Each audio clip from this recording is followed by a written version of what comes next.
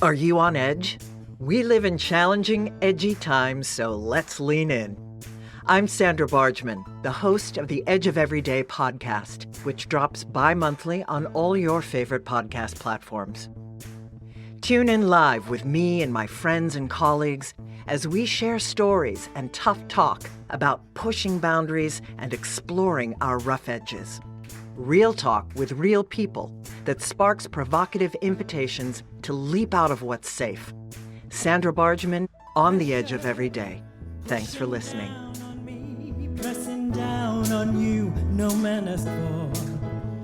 Hello, everyone. I'm Sandra Bargman, and welcome back to the Edge of Everyday podcast. Are you a change maker? Do you walk between worlds, between cultures, between systems? If you answered yes to any of these questions, the Edge of Everyday is the place for you. In a nutshell, this podcast is about pushing boundaries and exploring rough edges. Through conversations and shared stories with my friends and colleagues, it's my hope that we can begin to understand our edges. And what I mean by edges is those places where we are fearful. Those places where we are resistant to change, those places where paradox and contradicting identities live in our beliefs and understandings, both individually and collectively. We live in edgy, challenging times. We cannot keep looking away from the ugly, from the difficult, and silence is no longer an option. Life isn't black or white, it's both. And I want to talk about that. I want to face the tension of paradox, and I want to engage in the hard conversations. I want to explore the rough edges between our light-filled brilliance and our dark, shadowy corners. Because the more we recognize our own edges and get real about them, the more we can help others to do the same, and that, I fully believe, can help to change the world. So, thanks again for tuning in. And happy fall, everyone. I am sitting in my office here in the Catskill Mountains, surrounded by the signs of autumn. I just bought a few marigolds, burgundy and yellow, and some pumpkins. The leaves are changing to golds and oranges. The birds are migrating through, and the deer that meander through my fields, they're getting their gray winter coats.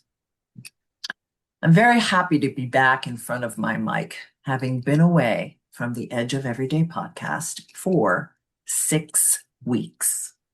I didn't plan to take a break, but because of a slew of unforeseen conflicts and guest scheduling issues, it just happened. And I was also off joyously working on stage, storytelling the role of Chris Harper in a production of Calendar Girls by Tim Firth, guided by a fantastic director, running at a theater where I've worked several times, Surflight Theater in Beach Haven, New Jersey. Some of you may know the movie Calendar Girls, starring the delicious Helen Mirren. That became a huge hit in 2003, telling the true story of a group of middle-aged women in a small town in rural England making a nude calendar. The movie was such a success that the screenwriter, Tim Firth, turned it into an often produced play. If you don't know it, go Google it and watch that movie. It's poignant, tender, funny, and uplifting. So that's where I've been for the last 6 weeks. And that experience, that poignant, tender, funny, and uplifting experience really informs what I want to talk about in this episode. The power of art, theater, music, visual art, storytelling, to uplift, inspire, not only the audience, but also the performers themselves in these challenging times. How do we meet with our grief over the rapid decline into authoritarianism that we're experiencing here in the US, as our rights are being stripped away, as our voices are being silenced and people are being kidnapped off the streets? How do we deal with the collective grief we feel over the atrocities happening around the world? How do we monitor our fear and anxiety? How do we maintain joy? Joy as resistance. What is the role of art, creativity, and the artist in our healing process? Today we are live in the Hive with two very special guests: guitarist, singer-songwriter Sean Harkness, and Elizabeth Piccoli, actor, choreographer, director, and founder and artistic director of Queen of Rogues art space in Woodstock, New York. I'm thrilled to call both of them friends. Loyal listeners may recall that I had Sean on the Edge of Everyday podcast back in August of 22 for the episode entitled On the Same Journey with the trio Kumara, along with his fellow Kumara band members, Shem Jibari and Samite Mulondo. You can find that episode at talkradio.nyc or on my YouTube channel, Sandra Bargman, On the Edge of Everyday. Kumara debuted their unique musical stylings in the Plum at Traver Hollow House, my salon community gathering space here in the Catskill Mountains, in August of that same year.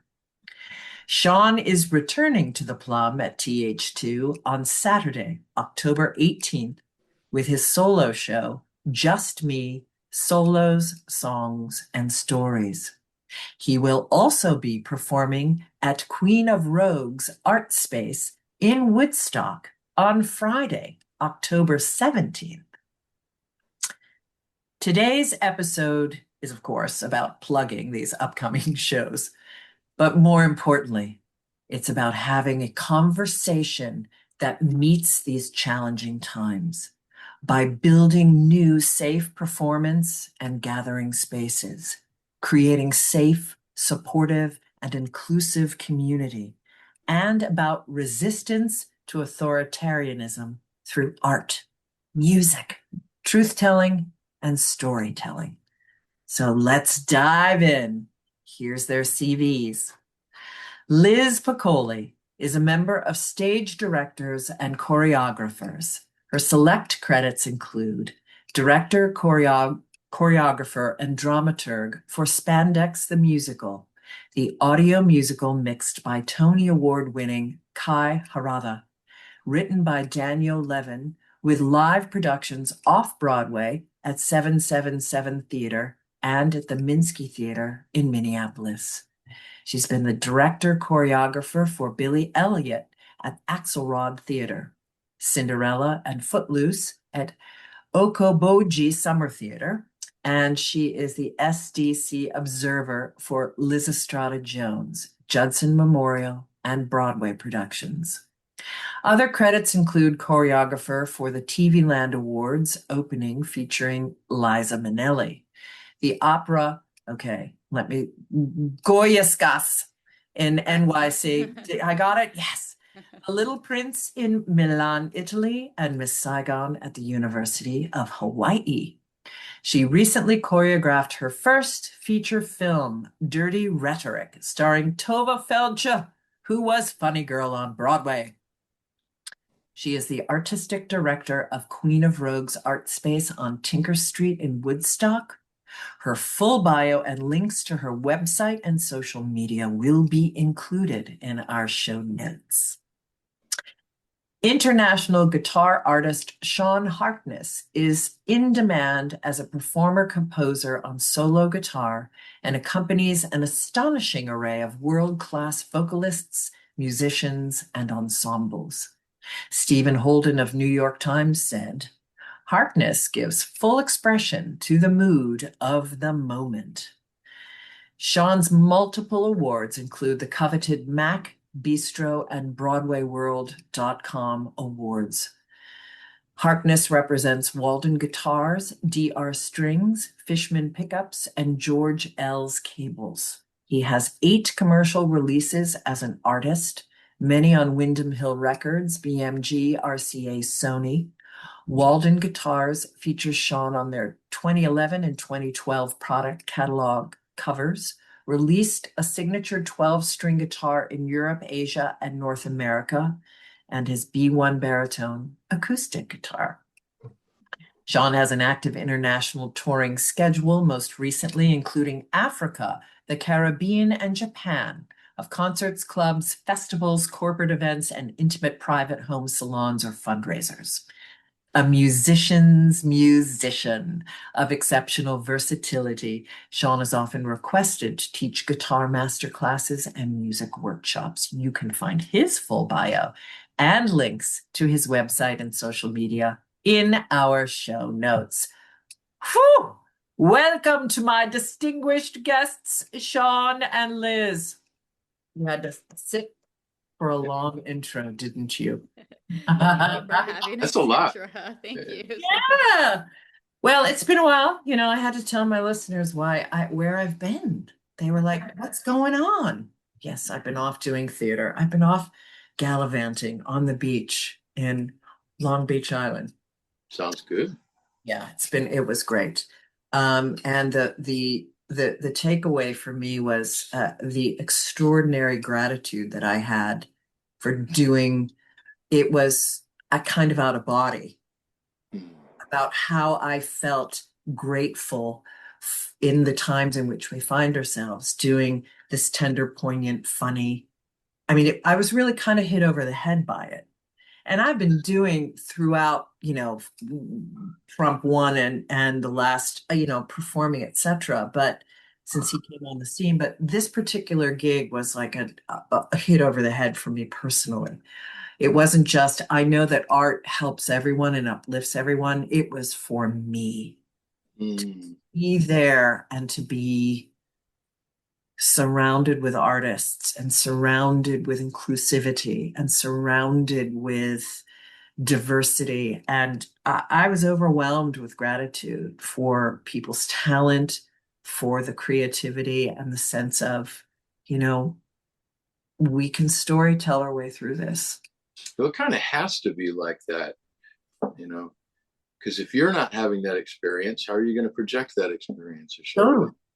But I'm glad to hear that it was so powerful for you. That's great. Yeah. You seem lighter, Sandra. Just overall. Isn't that great? Well, I can. Lighter. Yeah, because I could be a raging warrior, can't I? Yeah, I so feel nice it. that it helped you. Yeah, no, it really put me in a better place. And my commitment to doing more of that as leadership, as opposed to, which I want to do. But again, I welcome you both. I'm thrilled that we're here talking about this issue, sharing our artistry, and that we've got some fantastic gigs coming up. It's glorious. Okay, so I like to start my conversation with how I know people. And I shared already that, I have had Sean on the show, but I want to share that I met him through the musical director of the solo version of The Edge of Every Day. This is my solo show that this podcast is based on. I met him through the musical director of that show, Ian Herman. Oh, that's right. Yeah. And they did a project together and recorded an album together, and and slowly but surely just got to know you through the cabaret community. Speaking of communities, it's true.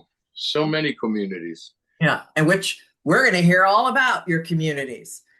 And Liz, I got to know through a playwright friend of ours from Pittsburgh, Connie Kepfinger. Liz has directed some of her plays. And I went and saw one of them here in the Catskill Mountains, and we just hit it off. And when I found out she had created Queen of Rogues space with, she has beautiful artwork there, and she teaches classes, and it was a love at first sight. And so I'm thrilled to be partnering with you on this event, and I look forward to more of them. Okay, so we're going to hear all about Queen of Rogues and communities, but I'm going to ask you guys the question I ask everyone. What identity do you lead with? I love this question because it's wide open for so many things. And I just saw Sean kind of go, oh, so I'm going to ask him to go first. You know, and this can change every single day, our understanding of what identity even means and how we define it. So, Sean, what identity do you lead with in the world in these days? That's a really interesting question because there's so many different situations every day. You know, you go to the store, you're standing on stage, you're talking to people on the phone about business or logistics. You're greeting people as they walk down the street that you recognize. And I think what I lead with, I'd like to think what I lead with is just a consistent who I am. You know, I think as performing artists, especially early on in our processes, we're prone to thinking in terms of acting a role or, you know, presenting some sort of a constructed front. But, you know, I'm 58 years old now. I don't have time for that. You know, wherever I am, I'm just who I am.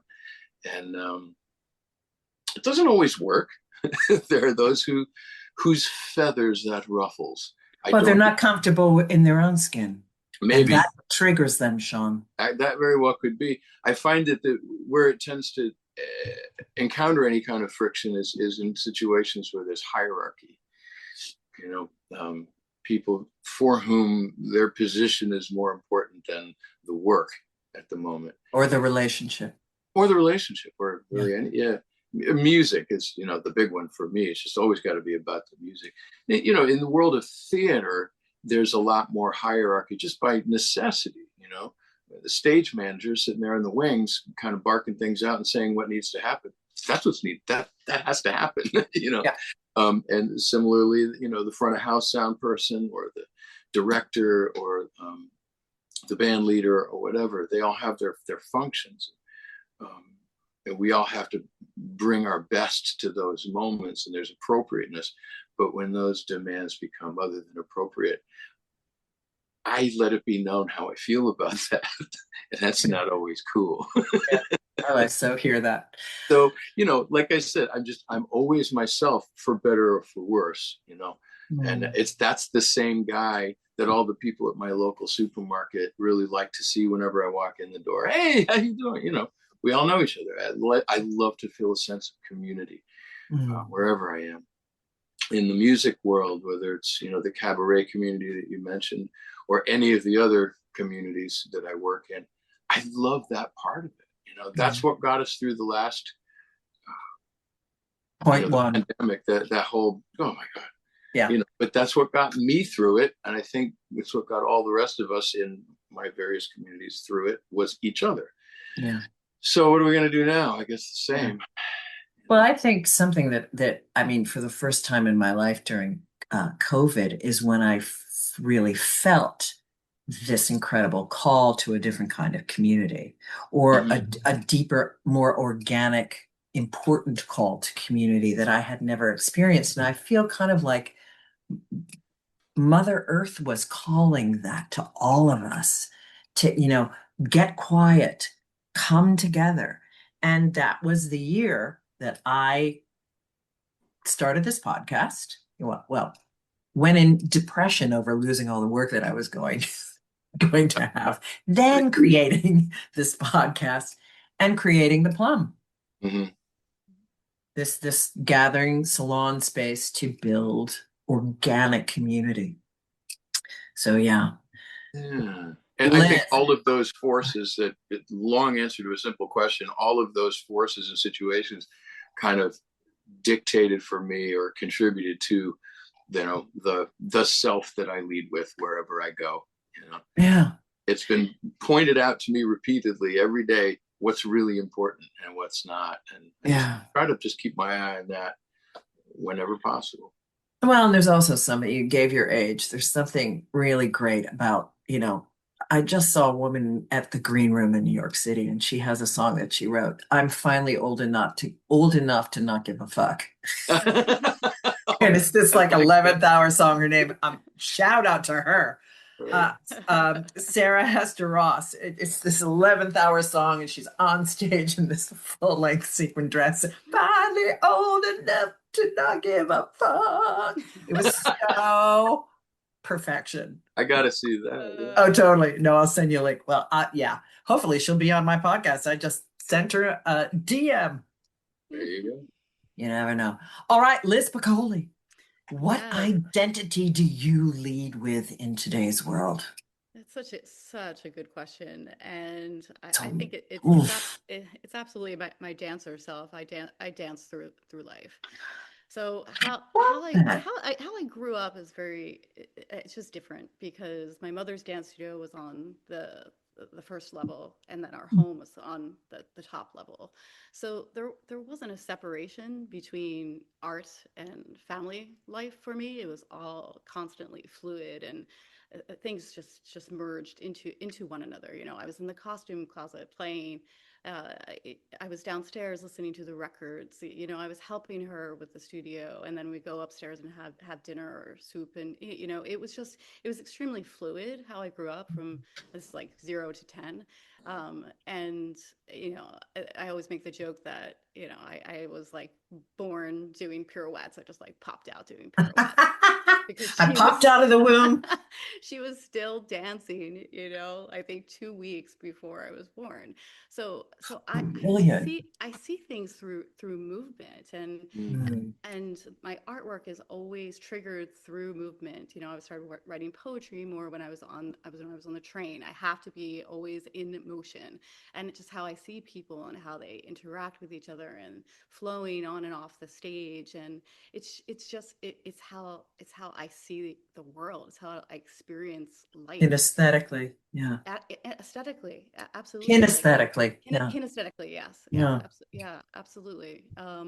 So, and then I find myself exploring that now as a mother with my son. I make the toys all day, like the toys are dancing, and Oh. it's really interesting. Even when I cook at home, it's I have to flow around the kitchen, and if that flow, I've noticed, as I've gotten older, if that flow gets blocked or stagnated in some way, it produces anger inside. Oh, Inside of me. fascinating. Yeah, Oh, I and totally get that. I As have to somebody, keep it. I have to keep it going. I have to keep it going. On the I flip get side that. of that, what you were saying about just being able to sit and be still and experience that also as movement or a part of the movement, that's something that I've learned to explore. Actually, through the Mm. pandemic, I would just sit in my backyard, but I was still observing the movement. I was observing the movement of the leaves and the grass growing and the little bugs, moving around or anything And you that had yourself yeah, connected to Mother Earth, touching it. I'm so connected to it. Hmm.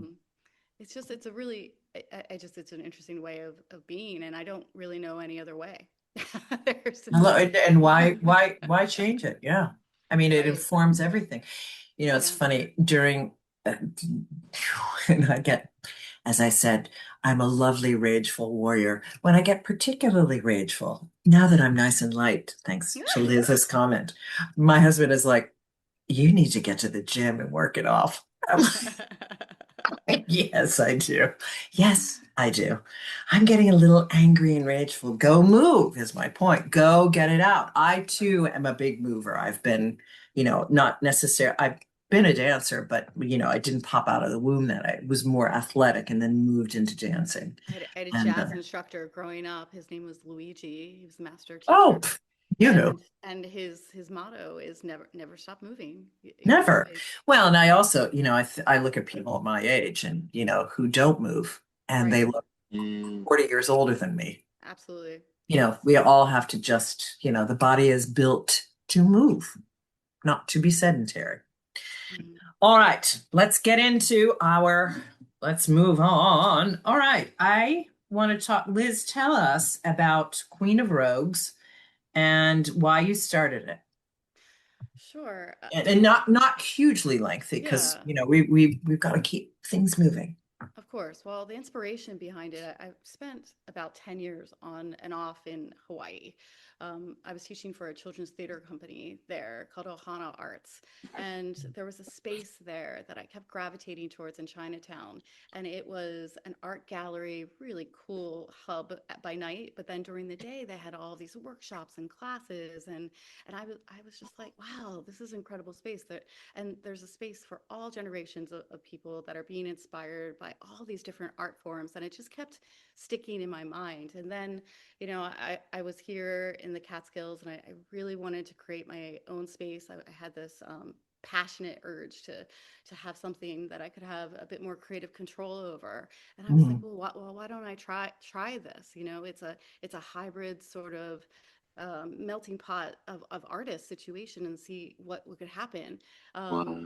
So I started it in a small motor body shop on Route 28. Totally like a gas station. It was Gas station, right? fabulous. But then all of a sudden, all these people started coming, and all these artists wanted to hang their art on the wall. And so then I was really in it, and I was having to learn how to do all these new things and meet all these new people. And it was inspiring me to become not only a better business person, but also to look at an even broader spectrum as an artistic director. So it Mm. was so full and so inspiring. Except that, in this space there were some limitations in terms of the winter months, and there was flooding, and there were some bugs, and things like that. So a friend of mine who had actually a photography exhibit in the old QR said there's a space in town that is You are, available. it means Queen of Rogues. Yes, yes, Queen of Rogues. So she said there's a space. It used to be Bob Dylan's loft. You should really come see it. And I came in and saw it In actually with my Woodstock, New York, people. in Bob Woodstock. Dylan, Woodstock, New Y- York. Yes, with my little son, and I walked into the space and I saw vision, just vision everywhere of the years, to come, and all of the people that were going to be here, and all of the Wow. beautiful art that it looked like a garden to me. It was like the garden of my soul. Wow. in this space. And then I went home and talked to my husband. I was like, I think we should do it. And he's like, yes, go do it, like, go sign the lease now. And I did. So now I have a 2-year lease here, and it's already starting to cultivate that. We have an artist here now, Patrick Michael Dennis, who he's also a musician. He hadn't played for 10 years. He played it for the first night on Friday night. He's exhibiting his art, and the conversations that we had with his friends were just so beautiful. There are more ideas that are brewing now about a storytelling evening, and Mm. and and it's just I just love that Power energy, of storytelling. Yeah. the ping-ponging back and forth of energy, and, like you were saying, a place for safety and joy and expression through the arts in ways The, that we can support each other. the gathering of people where they feel safe at to belong and to share their hearts and their talents and their wisdom. Yeah. Correct. Yeah. Correct. Yeah. I felt such similar things in creating the plum. And I mean, I actually visualized the plum for many, many years, but every time I was faced with an opportunity for a space, I didn't feel that it was time. I felt like, no, I still have touring to do and I still have this to do. And then right before COVID, we found this house, which was right around the corner from our old house. And we had this 1,000 square foot at garage that's separate from the house. And I saw, boom, instantly, like you like, this is what we can do. And for listeners who have tuned in, mine, what I love about Liz and I combining what we're doing is that Liz has a business and she has a space in town in Woodstock that's a business. And so she's selling tickets, and it's, straightforward. Mine is a salon space in my home, a la the Renaissance of the salon, and a la 17th century, 18th century women inviting people into their home to have debates and conversations and try food, and my desire to sort of resurrect that vibe, like a dinner party, like Mhm. so the two events are so complementary, but not obviously not the same. And, whatever date you can make, Friday the 17th at 7 p.m. at the place in Woodstock, or Saturday, 4 p.m., doors open for food and whiskey tasting, and then Sean's show. And I believe I'm going to have Q&A. I don't know if that's something you're going to have, Liz. And then we're going to have a bonfire afterwards, and people can bring their whiskey and things around the bonfire. So it's two complementary styles around storytelling. Sean's great storytelling, his beautiful music, et cetera, et cetera. Yeah, we were planning on having some sweet desserts afterwards and just, Cool. Oh, just relaxing, maybe some tea and desserts and that type of thing. So really lovely. keeping it very mellow. Keeping Friday it. night is mellow. It's well, I'd like to think Saturday is mellow too, but everything's mellow at the plum. But all right, so now we've pitched our spaces. Let's get into Sean's show. Sean, tell us about your show. Why? He's like, yeah, I'm here. Um, Tell us about your show. Why it's called Just Me, Solos, Songs, and Stories. Why the show and why now? Yeah, the title that I gave it, Just Me, if to someone who doesn't know me and what I normally do, it probably sounds a little strange. Yes, it does declare that this is a solo show. It might, I don't know. I wrestled with that title, but here's the problem that I was trying to solve with that. I think it worked. Here in New York City, most of the time, what I do is I'm a collaborator. I'm an accompanist. I'm an arranger. I'm a band leader. I'm an ensemble musician, and I work with singers. Now, for a lot of guitar players and even piano players, believe it or not, and many other instruments as well, playing with vocalists is often considered that thing that you endure until you get to play the solo. Totally saw that coming. Oh my God. And, I'm not like that. I actually really, really, really love working with singers to create arrangements. Um, in fact, there's a story that I tell. All my shows are different. I have kind of a pool of songs that I choose from. I have a pool of stories that I'll pick from and just kind of read the room and see what works. But there's one story that I tell every time. So I won't tell it now, but it describes that moment. There was life before that and life after it. When I met this one particular guy who was an actor singer, and he pointed out the function of the lyric in a song that he and I were working on, and it was just light bulb moment. Oh, he's like, yeah, okay, play it again. And we played it again. And just that's what I've been doing ever since. I love working with singers. So I do it a lot. I tend to get called a lot in that world, and with singer-songwriters and rock and roll people. And I work with Latino singers and Irish singers and Jewish singers and Christian singers. And, all the various communities that I work in, they all assume that that's what Sean does, probably some other stuff too. So it's really funny when any of them claim me as their own. I appreciate it, but they're all just slices of a pie. But the pie is all about me working with other people. Very rarely do I do solo shows. And when I do, I always have the hardest time getting people to come or to show any interest in it, even if it's a recording, and put something out. Wow. Because as we see, as all the political and corporate figures are racing each other to get everybody's attention and pander to the lowest common denominator. Keep it simple, keep it simple, keep it simple. You cannot ask people to make distinctions and to be creative and to think about something. You've got millions of other things to think about at any given moment. So most people who do know Sean Harkness see, oh, he's doing a show on Monday. Shit, I can't make it. But I saw him last week with so-and-so, and I'm going to see him next week. So it's fine. Forgotten. That's what I'm wrestling with. And so I created a show where no, this is just me. It's different. Yeah. I'm doing these songs. I'm the one singing. I'm the one telling the stories. I'm the one on the microphone. It's my thing, and you don't get that when you see me playing with somebody else Yeah. at all.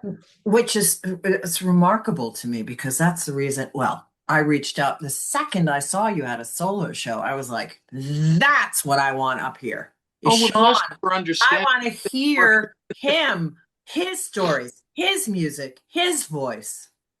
Well, I hope you still feel the same way after seeing the show. But, I rest assured. I rest assured I will. yeah. You are extraordinary, my friend, and I'm very grateful that you're coming up. And I'm excited to share your talent with my community, with Liz's community, and I'm really grateful be for the the first of many. Thank you both. I think this is going to be a fun weekend. Yeah. And my husband, Tom, is so excited to see you too. Yeah, me too. Yeah.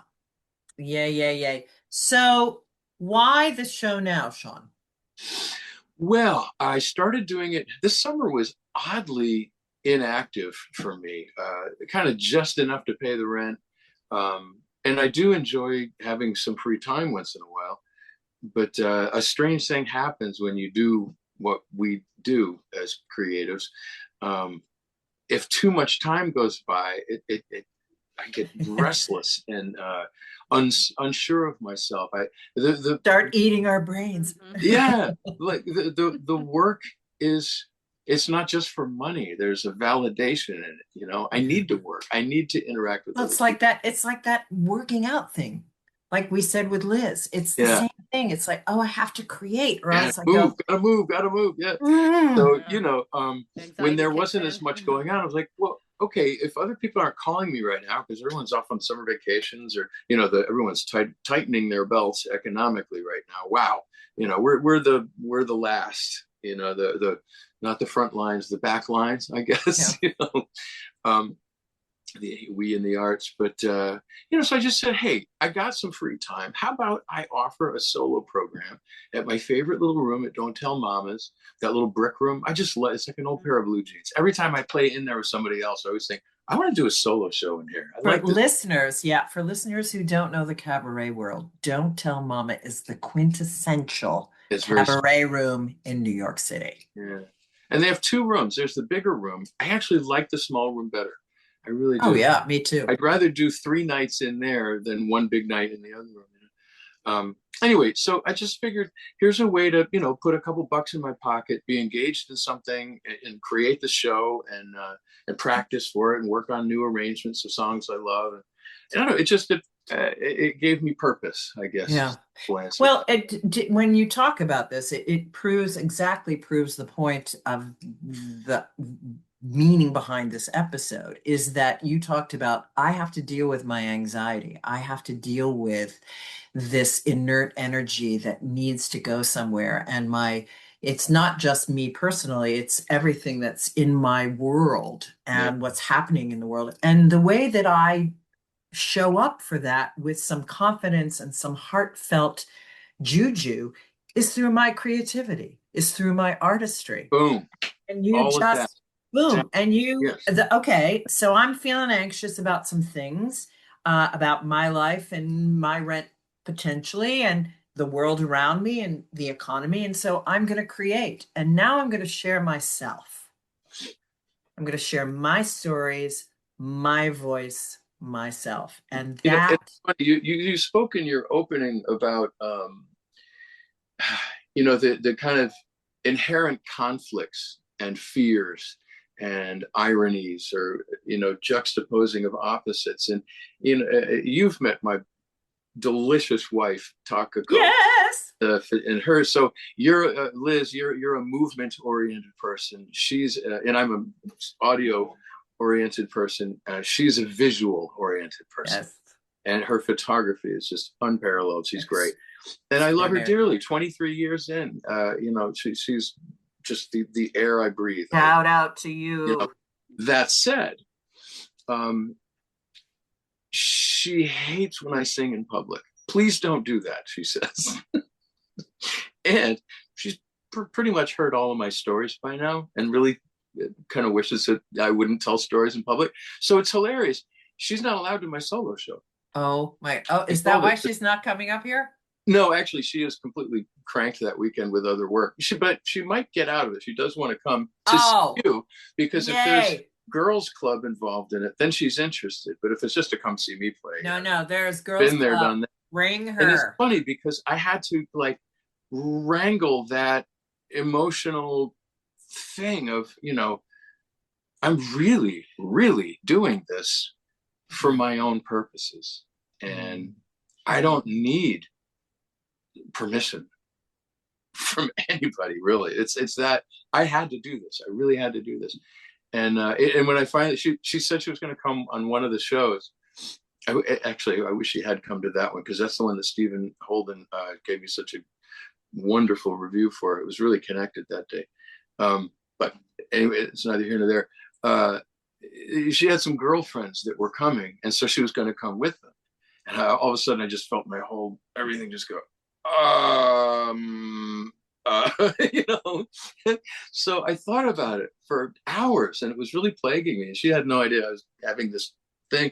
And I finally said to her, "Okay, you know how like you have those things that you just love to do by yourself. You go out with your girlfriends, or whatever, and I'm not even invited or even thought. You just got to go do those things." And she's like, "Uh-huh." Yeah, it's like, this is that for me. I just have to do this. It's kind of, is there a way to tell you that without hurting your feelings? She goes, "It doesn't hurt my feelings at all. I totally get it. Let me call my friends and tell them I'm not coming." It was no problem. Like, ah, so, Well, you which guys are both. also kind of validates for me to that the honesty and the purity of intent, kind of about whatever you're doing. If we act with fear, we're already fucking up. But if we find a way to be connective and be truthful and on the level, even if it might be difficult, that's always a good place to start, I think. You know what I mean? I do. Well said, my friend. Really beautiful. Mm. Ah, I'm gonna just sit in the beauty of that and the truth of that. And I have to comment on the power of your relationship. I mean, I think the not all artists get that kind of understanding and support and independence from mates. And I think all three of us have that. All three of us are with people who aren't performers, Right. but give us extraordinary room and independence and are not um, offended or jealous or intimidated or worried or jealous, any of those things. It's I have seen the other side, sister. Yeah. Can I get an amen? So have I. I mean, and how lucky for us. Yes, Yeah. it's a gift. Absolutely. That, I mean, come on, come on, come on. Nothing better than that. Okay. We're gonna kind of go over a little. Is that all right? Because I want everyone, we have to talk a little bit about, I want all three of us to talk about, well, Sean, you already kind of have, and I kind of have, but I really want to bring this home in terms of what our art is to us right now in these times. And Liz, you haven't commented on this, and maybe let's start with you. And if Sean and I feel like chiming in with anything more that we want to add, I just can't speak any more heartfelt words of gratitude that I am a creative in these challenging times, and the gratitude that I feel to reconnect in song. I don't create all the time, but to reconnect with and make a note to myself that there are things I'm going to let out of my life now because of this commitment to my performing life in a way that I used to be, but I've done so many other things that I also love. This is not, I brought in other things that I loved deeply, but it's the creative life that I feel most engaged with in these difficult, challenging times. And I feel that it's those choices that model for everyone else, as well as myself, the joy that I think we all need to plug into right now. So Liz, how is what you're creating at Queen of Rogues, Q of R? How is that? And anything else you're doing? How are you feeling about that?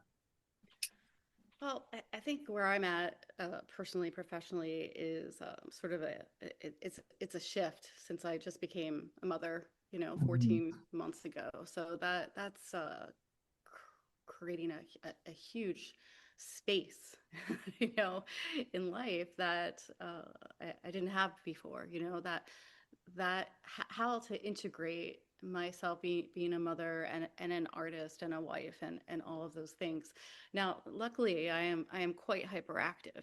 I've always I've always been hyperactive, Luckily, and I I'm used to crazy. be.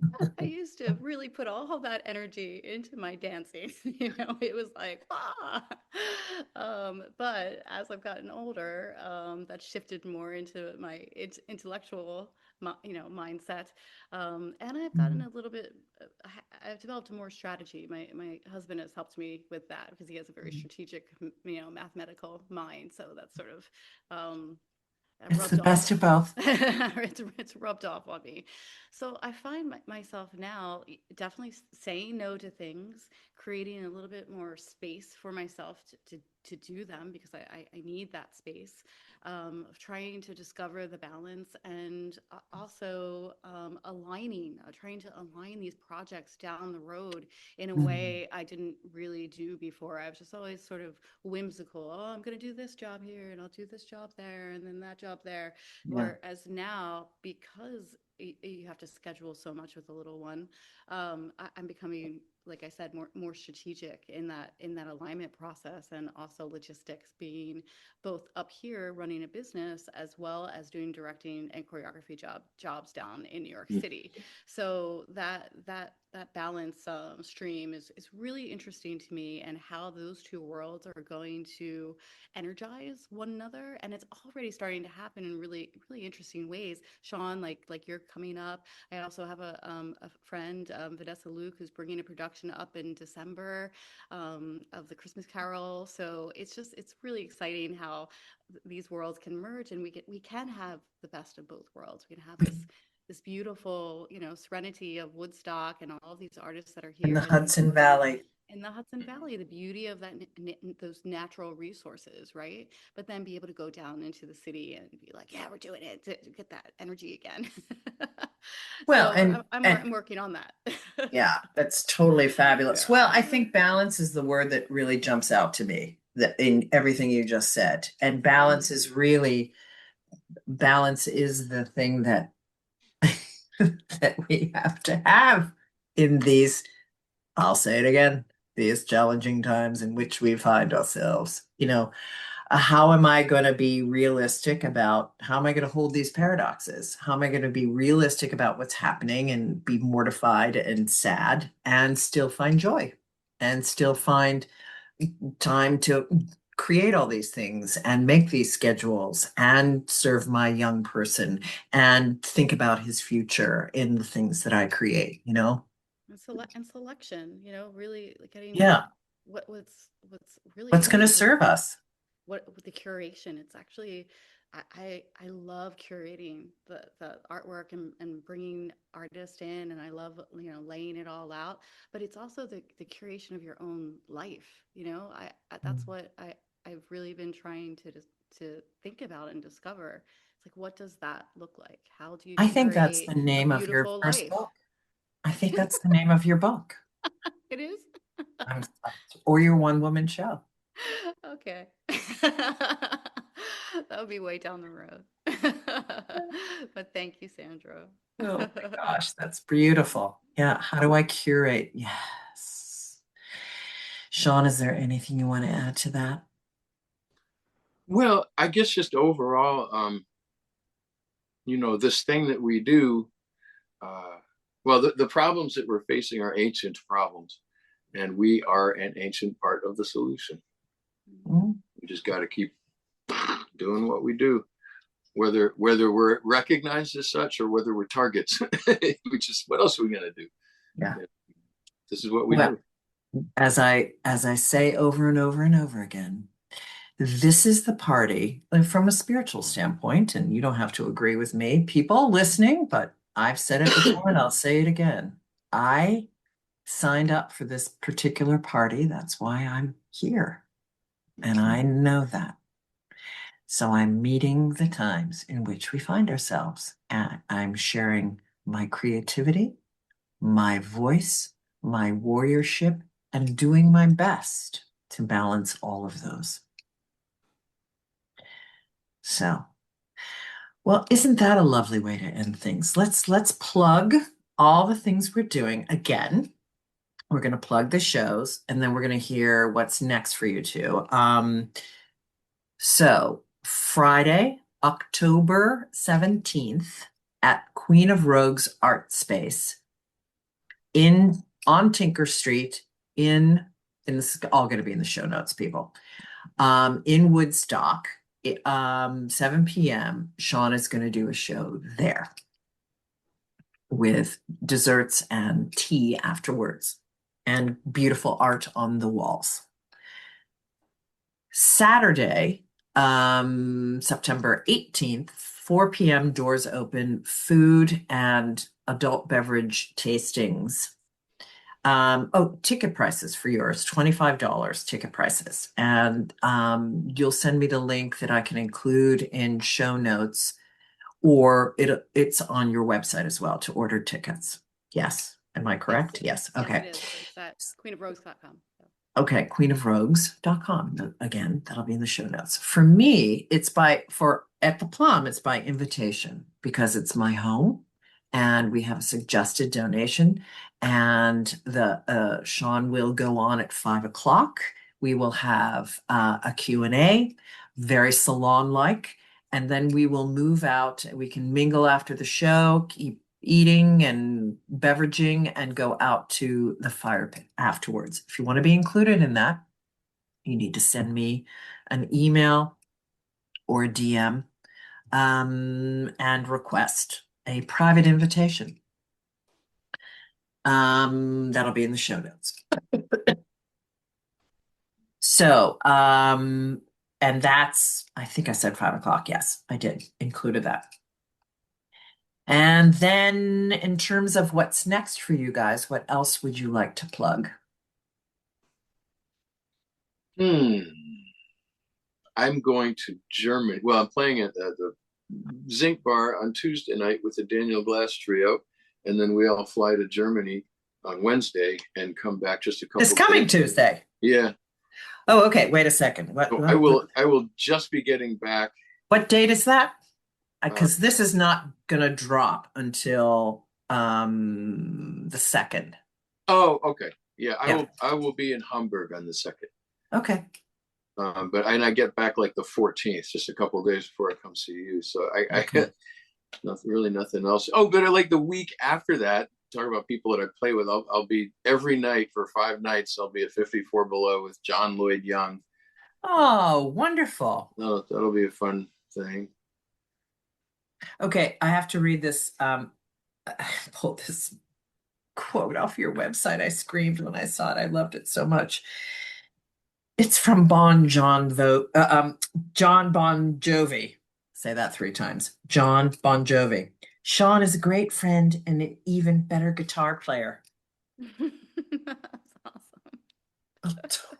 Love that. Totally. He's like, oh my God, that's so queer that she did that. No, it's not. It's a great plug. For those who don't know you, some of my loyal listeners are not cabaret people. So that's a good thing. So now what's up next for you, Liz? After Sean comes. Right. Well, currently we have Patrick Michael Dennis showing his art in the space. And how long does that last? That lasts till November 2nd. And oh, great. after that, I'm curating another show where artists can submit. It's called Spirit of the Season. So, what moves you, for the holiday season? Oh, And we're going to select 5 artists for that to show their work for November and December. And Nice. then in the city, I'm excited. I'm going to be choreographing a new workshop of a new musical called The Startup, written by Patrick McAndrew, and super excited. They just got all the funding in place, and we're going to be in a great little theater. So I can't tell yet. I can't tell the secret yet, but that's going to be in yes. All right. March. Salante. Yeah, and I have a couple readings of new works coming up after in the spring, and then hopefully next summer, Spandex the musical will have another resurgence. That is the Excellent. Well, and you and I've got to reconnect about what we're creating together. Yes, that's right. We are definitely going to get our creative juices flowing this year. I really am very excited. Yeah, me Oh, too. Well, and speaking of being excited, I'm excited for our weekend, October 17th and 18th, and I am very thrilled and grateful to have had you both on the Edge of Everyday podcast. Thank you both. Thank you so much, you. Sandra. Really appreciate you. Oh. Should I play you off? Yes, while I give my yeah, please do.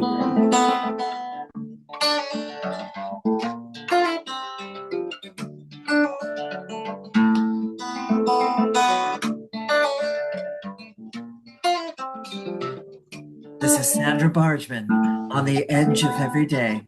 Remember, listeners, you are always at the edge of the miraculous.